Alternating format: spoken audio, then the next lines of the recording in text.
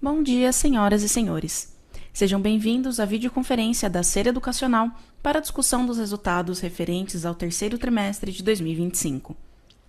Esta videoconferência está sendo gravada e o replay poderá ser acessado no site da companhia, ri.sereducacional.com. A apresentação também está disponível para download.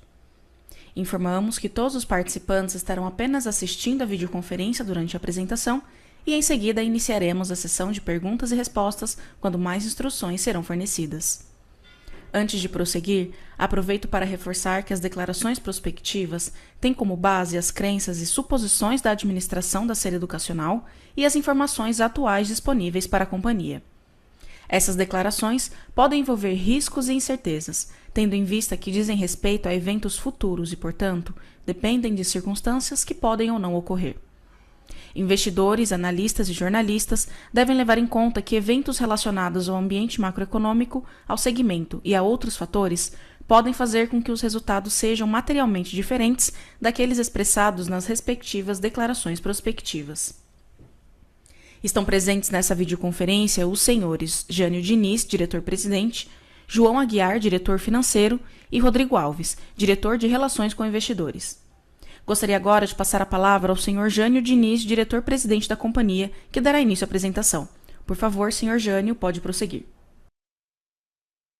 Bom dia a todos. Eu queria dar boas-vindas a mais uma teleconferência nacional do Ser Educacional.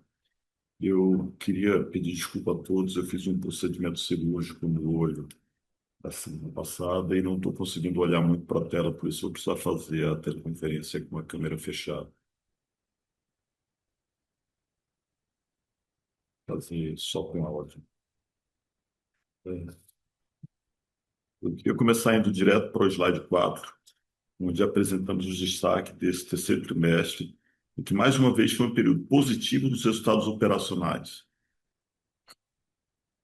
mas especialmente os resultados financeiros, em que tivemos um aumento expressivo da geração de caixa, que mais que dobrou em relação ao ano anterior, e que ajudou o nosso endividamento financeiro a cair mais de 20% e atingirmos níveis de alavancagem cada vez mais confortáveis.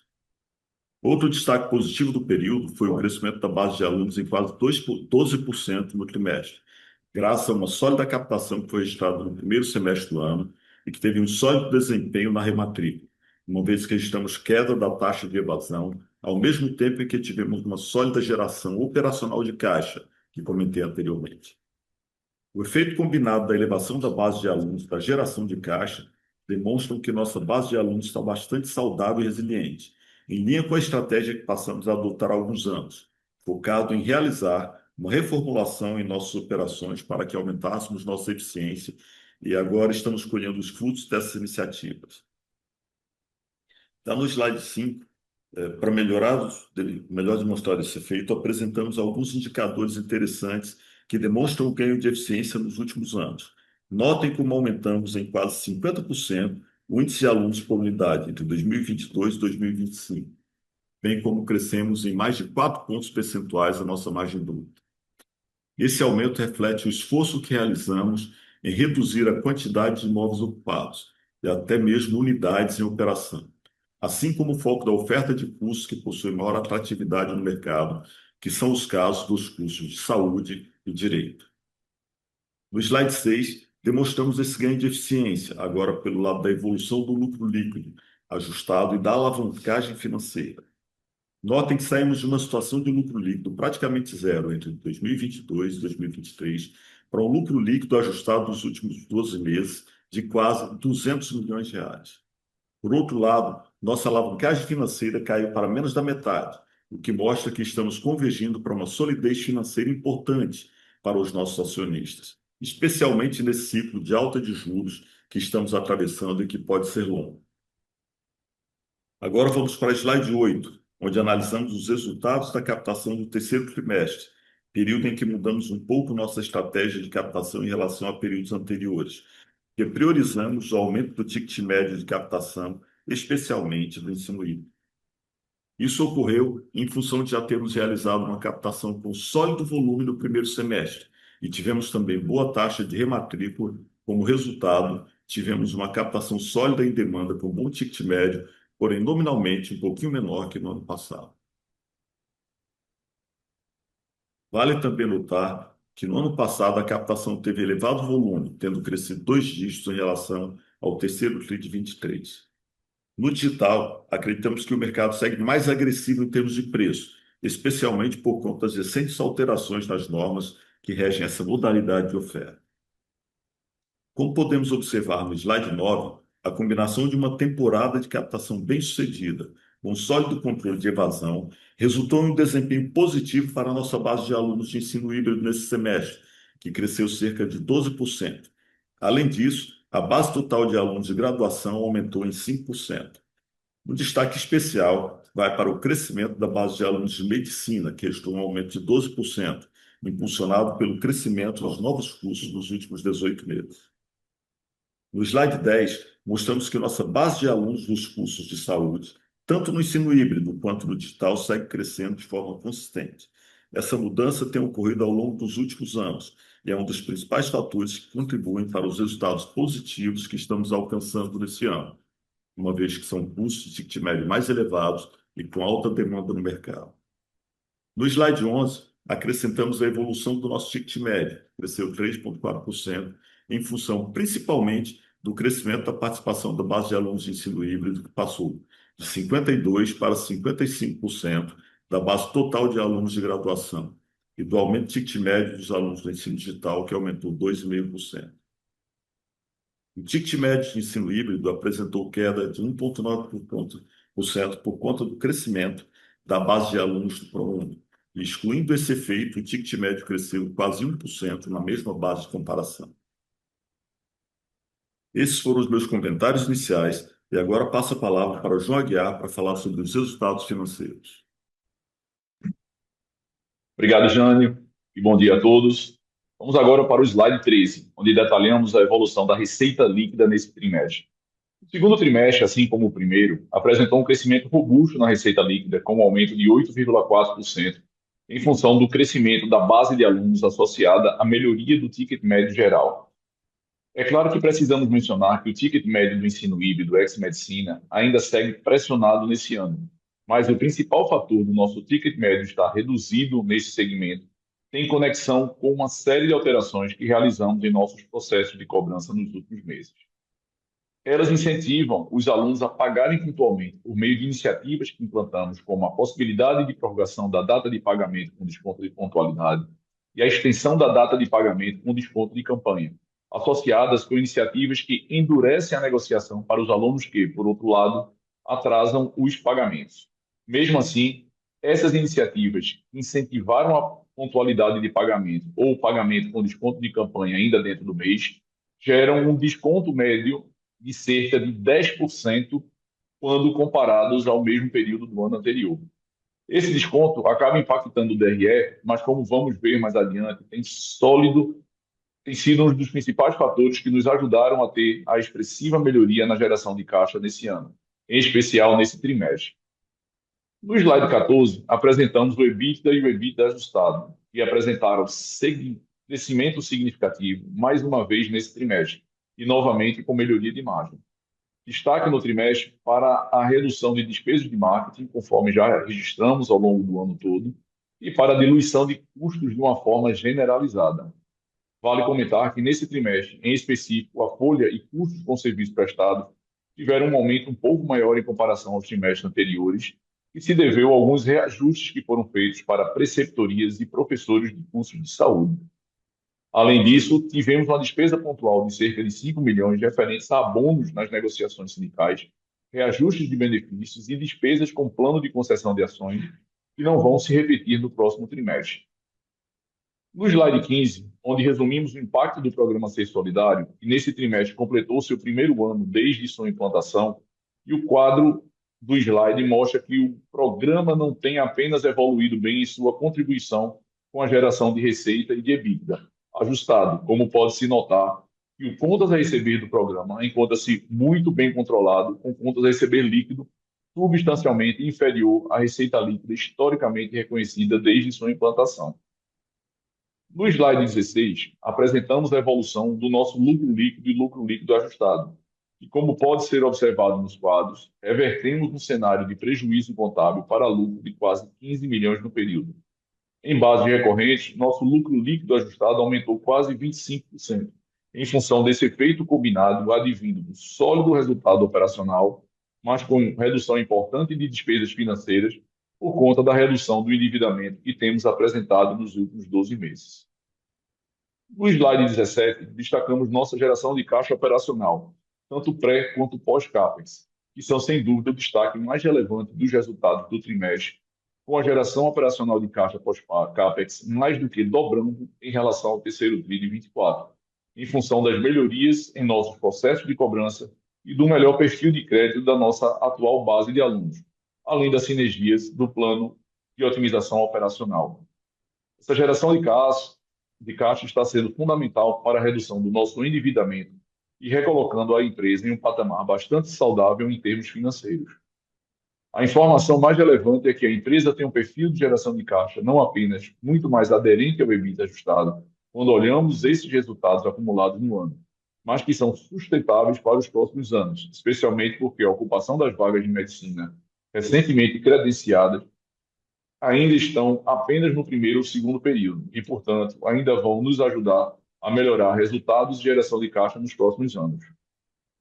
Passando para o slide 18, apresentamos nosso prazo médio de recebimento, que está diminuindo pelo quarto ano consecutivo, novamente reforçando a nossa percepção de qualidade do nosso contas a receber. Vale destacar que nesse nesse terceiro TRI de 25, não houve qualquer tipo de venda ou antecipação de carteira, que demonstra a solidez do resultado financeiro obtido no período, bem como reforça a nossa percepção de qualidade financeira da nossa base atual de alunos. Já no slide 19, mostramos em detalhe a expressiva queda de 22% em nosso endividamento em comparação com o terceiro TRI de 24. Estamos rumando a passos firmes para reduzir nosso índice de alavancagem para menos de uma vez dívida líquida sobre EBITDA, como ilustra a trajetória traçada no gráfico que compara o nosso perfil de endividamento nos últimos 4 anos. Nosso objetivo estratégico segue em operar com alavancagem abaixo de uma vez, o que consideramos saudável para uma empresa com nosso perfil, especialmente devido à ausência de tax shield no nosso setor. Com isso, estamos com todas as características de uma empresa saudável, gerando caixa, investindo em expansão e reduzindo dívidas, ao mesmo tempo que remunera seus acionistas com distribuição de dividendos.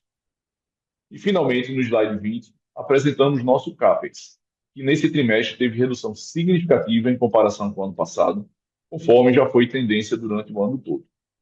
Isso ocorreu pelos seguintes motivos. Um foi a conclusão de alguns investimentos realizados para adequar imóveis para receber alunos, permitindo a devolução de alguns prédios em linha com o nosso plano de otimização operacional já extensamente discutido. E o segundo foi a realização de obras no ano passado para o início dos cursos de medicina credenciados que não precisamos fazer esse ano. Assim, a não realização desses investimentos de forma relevante durante esse ano, também postergamos o início de algumas obras que estão sendo retomadas aos poucos no segundo semestre. Destacamos a expansão do prédio de Boa Viagem, no Recife, onde iniciamos a construção de um edifício garagem e uma policlínica, visando melhorar a nossa oferta na cidade.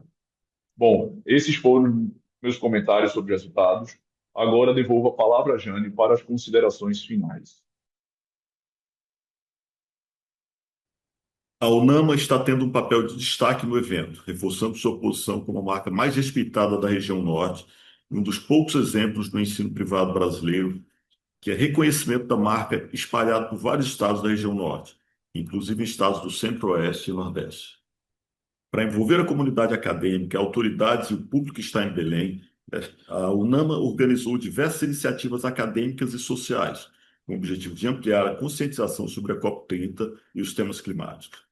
Desde o ano passado, promovemos ações como a distribuição de cartilha COP30 para escolas de ensino médio e autoridades, a incorporação do tema no nosso Festival Anual de Vídeos Universitário, OSCA, em todas as unidades do Brasil, a realização de uma COP universitária em caráter interdisciplinar e um curso global ministrado em 4 línguas, com mais de 18 pesquisadores internacionais referências em clima. Essas iniciativas não só contribuíram para ampliar o entendimento público sobre as mensagens da COP30, como também consolidaram a UNAMA e a Ser Educacional como referências acadêmicas regionais em conhecimento, diálogo. Com isso, encerramos nossos comentários e ficamos à disposição para a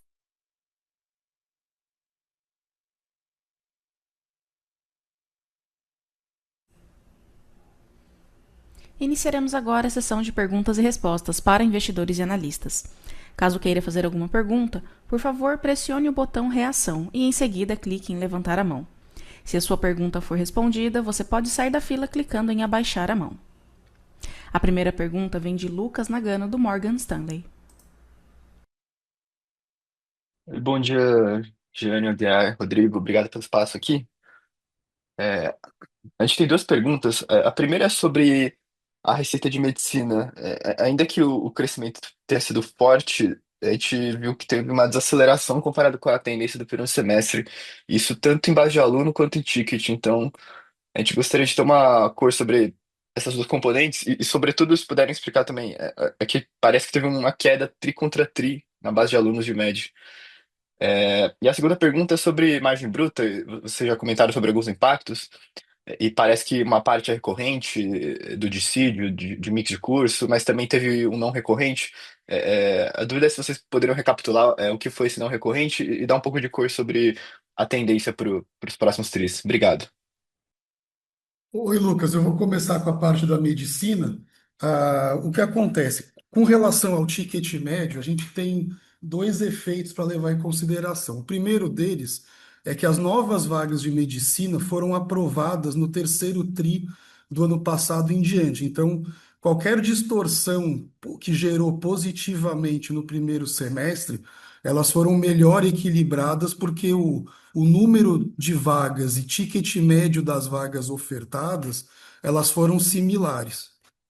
A segunda parte, que responde à questão da base, o que que a gente fez esse ano? Nós antecipamos todos os vestibulares de medicina, inclusive aqueles que ocorriam no meio do ano, para o começo do ano. E aí o que aconteceu? No primeiro semestre, a gente tinha uma base mais fraca, inclusive com a questão do ticket médio, um pouco também, né, com base mais dura de comparação, se assim por dizer. E na virada do semestre, a nossa evasão natural de medicina, ela aconteceu, e a gente teve também a questão dos cursos do Rio e de BH que estão operando sob liminar, eles têm uma taxa de atrito maior por conta do curso ainda não estar com as portarias emitidas pelo MEC, né? A gente opera por decisão judicial e por obrigação de cumprir ordem judicial, mas enquanto o processo não é finalizado, esse curso vai ter um atrito maior. Então, isso explica um pouco a perda de, vamos dizer assim, de velocidade de receita e por que que o ticket médio ele ficou normalizado, né, com um crescimento em linha da inflação com o que a gente teve ano passado. Eu vou passar agora para o Aguiar responder a questão da folha. Bom dia, Lucas. Obrigado aí pela pergunta. De fato, a gente, nesse primeiro ano, principalmente, dos novos cursos de medicina, a gente teve uma adaptação ali em algumas situações relacionadas à bonificação de professores, desses cursos de medicina, dessas novas de medicina, em locais que a gente, obviamente, não tinha esse curso anteriormente e a gente precisou fazer esses ajustes. Eles são não recorrentes porque, de fato, foram adaptações realizadas que precisaram ser de certa forma, impostas para esses cursos, mas eles não têm recorrência porque isso não fica na base, tá? Da mesma forma, o plano de concessão ele estava focado ali, ele estava calcado na provisão muito relacionada ao valor justo das ações. Mas quando a gente fez o vesting agora do mês de agosto, ele veio um pouco acima dos valores que estavam efetivamente provisionados em função do valor vestido final, tá? E com relação ao terceiro ponto aqui, são alguns benefícios que a gente teve que fazer uma compensação one shot aqui em relação a principalmente plano de saúde e vale transporte e vale refeição, que a gente precisou fazer um pagamento one shot, mas que ele não entra na base dos colaboradores daqui para frente. Então, basicamente, foram esses três principais pontos que e afetaram aí o custo nesse terceiro TRI. Tá? Se você retirar esses impactos e der essa modelada daqui para frente, você vê que a margem ela vai continuar num patamar um pouco acima do que foi esse terceiro trimestre. Aí, só para esclarecer, Lucas, esse efeito que o Aguiar comentou, ele impactou no resultado pontualmente, mas ele não foi tratado como não recorrente. É um efeito da ordem de 5 milhões de reais que a gente teve na folha do terceiro trimestre, mas ele não tende a se repetir no quarto tri, tá? Perfeito, super claro, pessoal. Obrigado. A próxima pergunta vem de Flávio Yoshida, do Bank of America. Olá, bom dia a todos. Obrigado pelo espaço para fazer pergunta. Eu tenho duas aqui do meu lado. A primeira é com relação à margem bruta, né?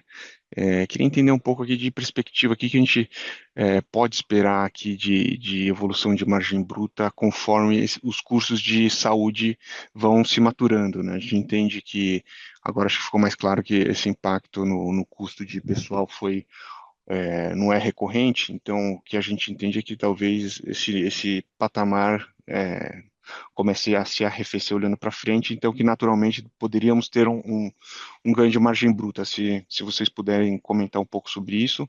E aí o outro tema é com relação ao EAD, né? Principalmente em relação à estratégia, a gente queria entender aqui quando que a gente pode esperar uma retomada no crescimento de base, né? A gente vê que a evasão continua crescendo, né?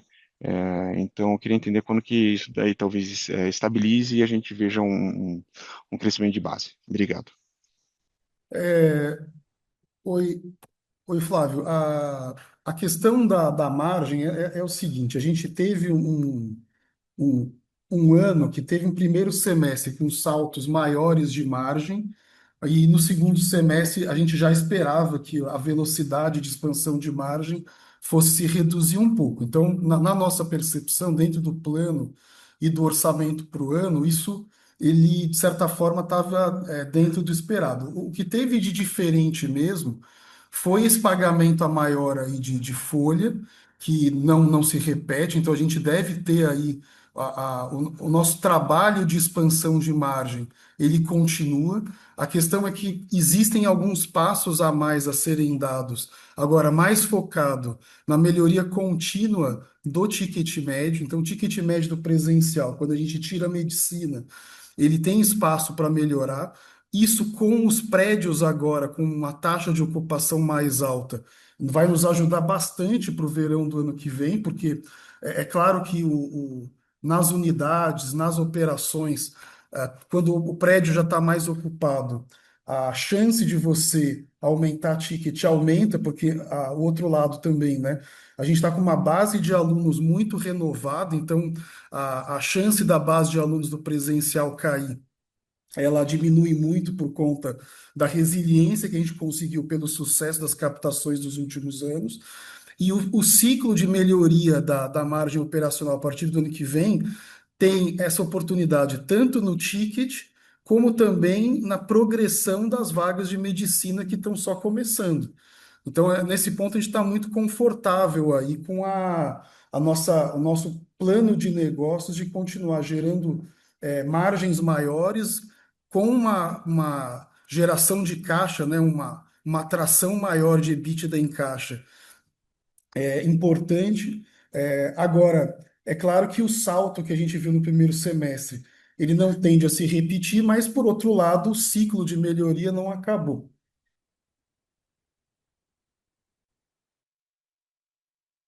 Bom dia, Flávio. Com relação ao AD, tem duas coisas acontecendo. A mudança da legislação, ela, ela embaralhou um pouco as coisas, tem uma pressão maior agora com o patrocínio. A gente tem visto muitos competidores com pressão muito grande de preço. Nós continuamos mantendo o que a gente tem dito aí nos últimos anos, uma tentativa de melhorar o ticket do EAD para melhorar mais, melhorar resultado, ao mesmo tempo que a gente volta agora a buscar crescimento da base de polos também do EAD. Então, a gente vem com uma fortalecimento da competição, no nosso caso, fortalecimento da oferta dos cursos semipresenciais na área de saúde, uma vez que os nossos polos são adequados e preparados para isso, e a gente também vai buscar um aumento no crescimento da base de polos agora com um ticket que seja compatível ao perfil dos cursos. Tá ótimo, pessoal. Obrigado. A próxima pergunta vem de Marcelo Santos, da JP Morgan. Bom dia a todos, obrigado por pegar minhas perguntas. Eu tenho duas. Eu queria pegar um pouco da percepção de vocês. Imagino que vocês já começaram o vestibular de medicina para o ano que vem. Se vocês, o que que vocês estão vendo? Como que se compara com vestibulares anteriores? Como é que está o ambiente competitivo nisso? Sei que isso é bem no começo, mas algo que vocês puderem compartilhar seria bem interessante. E segundo, é só clarificar, na questão do ticket no release. No ponto 3, vocês falam antecipação do ciclo de matrículas e rematrículas que impactou a consolidação da base de alunos no T25. E isso é só medicina ou teve algo? Porque no release vocês não especificam, vocês falam do ensino híbrido, mas vocês não falam se é medicina ou não. Ou tem algo no não medicina que também teve algum tipo de antecipação? Só queria entender um pouco mais esse ponto. Obrigado. Vamos lá. Primeiro, o vestibular de medicina começou há pouco e a gente não vê nenhum tipo de alteração nas forças de demanda e oferta até agora. A gente acha que o mercado segue bastante sólido para o ano que vem e especialmente onde a gente tem mais vagas, que seria uma tendência de maior dificuldade de captação, até agora a gente não está vendo isso. É claro que, como você disse mesmo, Marcelo, é muito cedo, ainda estamos em fim de semana de Enem, né? A boa notícia desses finais de semana foi o alto comparecimento, então a gente deve aí ter um verão com um prognóstico positivo, né? Com um número grande de jovens adultos, né?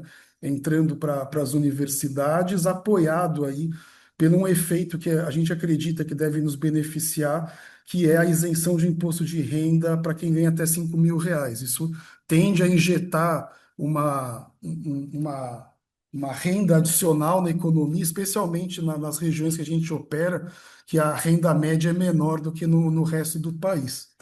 Com relação ao ticket, você tem razão, a maior parte da, da, da transferência de captação para o primeiro semestre, ela se deve em medicina, mas tem também a estratégia que a gente adotou de captação para o segundo semestre, focada em retenção de alunos, ou seja, a gente focou mais na rematrícula, uma rematrícula com processos duros de negociação, então a gente foi muito intensivo na comunicação com os alunos que a gente captou, e nós trabalhamos na captação do segundo semestre para aumentar o ticket de captação, justamente porque nós entramos no começo do ano com um número elevado de alunos por turma, um volume de captação por si só elevado, que nos ajudou também a ter uma alta taxa de ocupação dos prédios.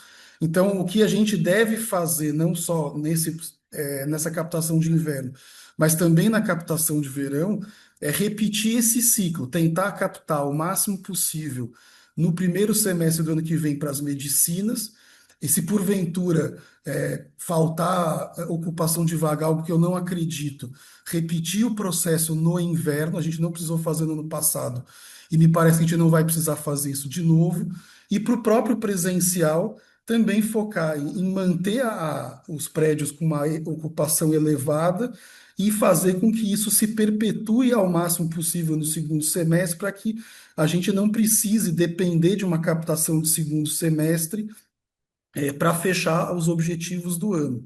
Então, nesse ponto, a gente conseguiu aí com sucesso trabalhar bem a captação do ano todo e agora sentir a demanda de mercado para esse trabalho de repassar ticket, que é uma coisa bem importante nesse momento aqui do nosso projeto de reorganização operacional, que agora está nessa etapa final, né? A primeira etapa foi muito focada em custo e despesa, e a próxima etapa é maximização de receitas, né?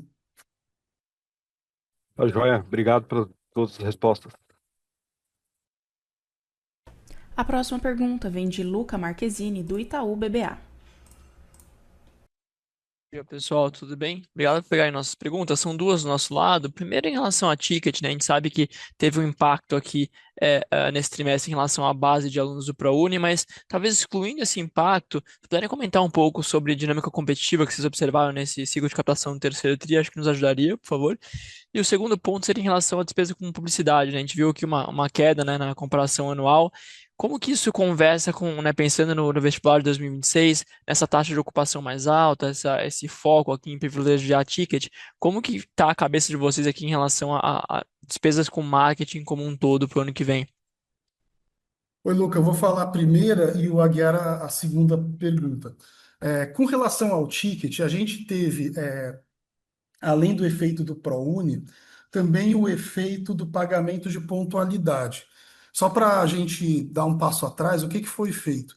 Nós modificamos a régua de cobrança de forma que a gente maximize a geração de caixa. Então, foram feitas mudanças nas datas máximas de pagamento em que o aluno tem o desconto de pontualidade de um lado, então a gente cedeu dias a mais para os alunos pagarem com pontualidade. Só que, por outro lado, uma vez que essa data não fosse respeitada, o processo de cobrança passou a ser mais duro. Então, nós passamos a ter uma série de atividades, como, por exemplo, negativação no Serasa mais cedo, judicialização, notificações extrajudiciais e judiciais, de forma que isso incentivou toda a base de alunos a fazer os pagamentos com antecedência. E isso melhorou muito a nossa geração operacional de caixa, tanto que o Aguiar comentou no discurso dele que a geração do trimestre ela foi feita sem nenhum tipo de antecipação de recebível. Então, é uma geração de caixa pura com base no efeito de rematrícula do trimestre. Isso foi muito bom para a geração de caixa, de um lado. Por outro lado, isso apertou um pouco o nosso ticket médio e reduziu a velocidade de crescimento de receita. Então, esse efeito associado ao ProUni, ele de fato tem um impacto. Só que do ponto de vista de administração, acredito eu, a Aguiar e o próprio Jânio, que é mais importante a gente ter um crescimento substancial de geração de caixa do que ter uma receita reconhecida um pouco maior. Então, a decisão que a gente tomou foi essa, e acho que é muito bom, porque o nosso objetivo era reduzir endividamento, a gente está chegando perto aí dos nossos objetivos de redução de dívida para o ano, o que vai garantir para os nossos acionistas que o ano que vem a gente tenha menos despesas financeiras com juros, e isso vai melhorar certamente a nossa rentabilidade no futuro se a gente conseguir fazer isso. Eu vou passar para o João Aguiar para responder a segunda pergunta.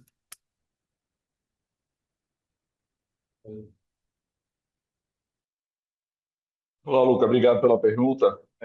A gente vem fazendo, a mais dentro do plano de otimização operacional, a gente vem fazendo um trabalho muito forte, não só em marketing, mas em outras naturezas de despesa, mas em marketing ele é bem mais aparente, né, pela relevância que o marketing tem dentro do nosso DRE, em tentar o máximo possível granularizar o gasto de marketing, ou seja, a gente olhar unidade a unidade, curso a curso, entender a ocupação de sala, entender o ticket médio, entender a evasão, para poder fazer um trabalho focado do marketing, não só o marketing direto das unidades, como o marketing institucional também, né? Olhando região, onde a marca é forte, onde a gente precisa de mais presença na mídia, onde outro tipo de publicidade pode ser feita em substituição a essa, visto que a marca ela é bem reconhecida localmente. Então, a gente fez um trabalho muito grande nesse sentido. Entendemos que já desde os primeiros resultados desse trabalho no ano passado, no início do ano passado, ele trouxe